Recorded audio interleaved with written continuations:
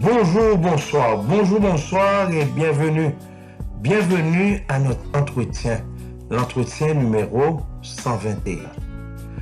Aujourd'hui, je veux vous dire une chose qui pourrait vous surprendre. Vous savez que beaucoup pensent que Dieu a sacrifié Jésus, son propre fils, pour les épargner de l'enfer. Ils pensent que Dieu a pu épargner. Dieu a sacrifié Jésus pour eux, mais pour les exempter de l'enfer. Il ne l'a pas fait pour ça. Il ne l'a pas fait pour ça du tout.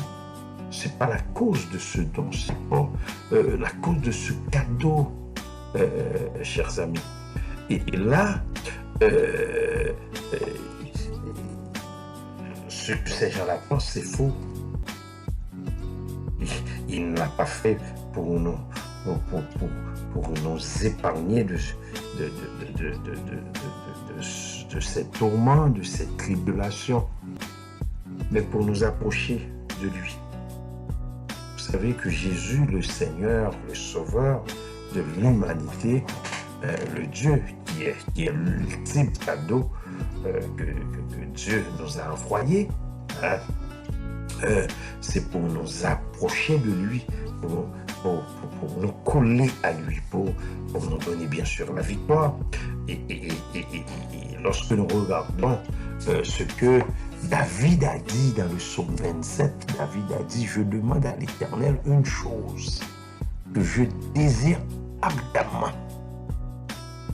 Cette chose-là, ce n'est pas, il ne demande pas à l'Éternel de l'épargner de l'enfer. Mais il a dit: je demande à l'Éternel une chose que je désire ardemment. Je voudrais habiter toute ma vie. Où ça? Dans la maison de l'Éternel.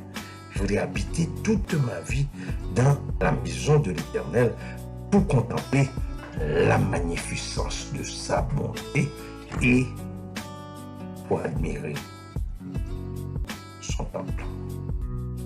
Donc le don suprême de l'évangile, c'est de nous avoir fait gagner Christ. Et Paul a dit: et même je regarde de toutes choses comme une perte. Mais ce n'est pas pour épargner l'enfer, mais ce n'est pas pour épargner, pour qu'il puisse être épargné des tribulations, des infortunes, des épreuves, mais à cause de l'excellence de la connaissance de Jésus-Christ, son Seigneur. C'est pour pouvoir connaître Dieu, connaître Christ, pour pouvoir habiter dans sa maison, pour pouvoir rester en sa présence. Et il a renoncé à tout.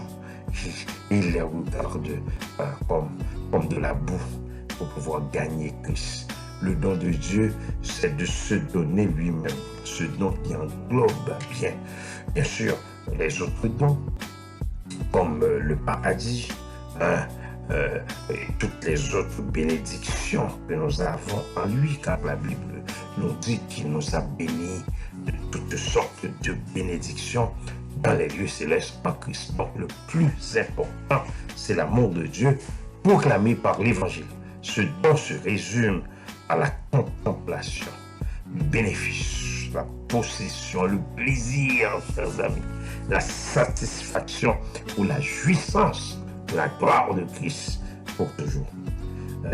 Pourtant, plusieurs fait plutôt de l'amour de Dieu et de ce cadeau, il fait de l'évangile de Christ une approbation divine des choses de moindre importance, des choses secondaires comme l'enfer. Il pense que ces choses secondaires sont la base de notre joie et en particulier de l'idée que nous devrions avoir une bonne estime de nous-mêmes. Nous ne devons pas nous sentir, chers amis, plus aimés parce que Dieu fait grâce ou Dieu fait grand cas de nous en nous envoyant Jésus, mais parce qu'au prix du sacrifice de son Fils, il nous donne la possibilité et la joie de faire éternellement grand cas de lui. Notre bonheur ne doit pas reposer sur le fait que la croix de Christ témoigne de la valeur de notre âme, mais sur le constat que ce sacrifice représente le moyen qui nous permet à jamais de prendre plaisir en un Dieu inestimable.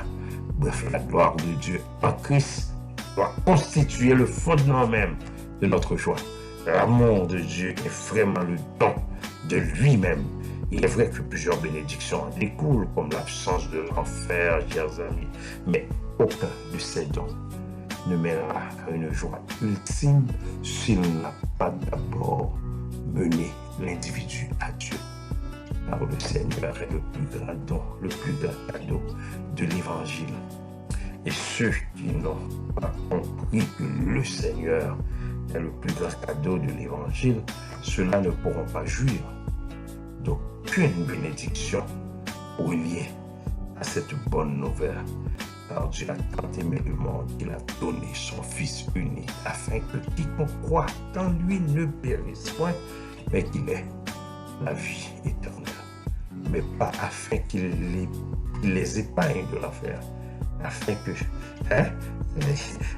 que quiconque croit en lui, quiconque ne périsse point, mais qu'il ait la vie éternelle. Mais pas afin qu'il l'épargne de l'enfer. Mais c'est quoi la vie éternelle?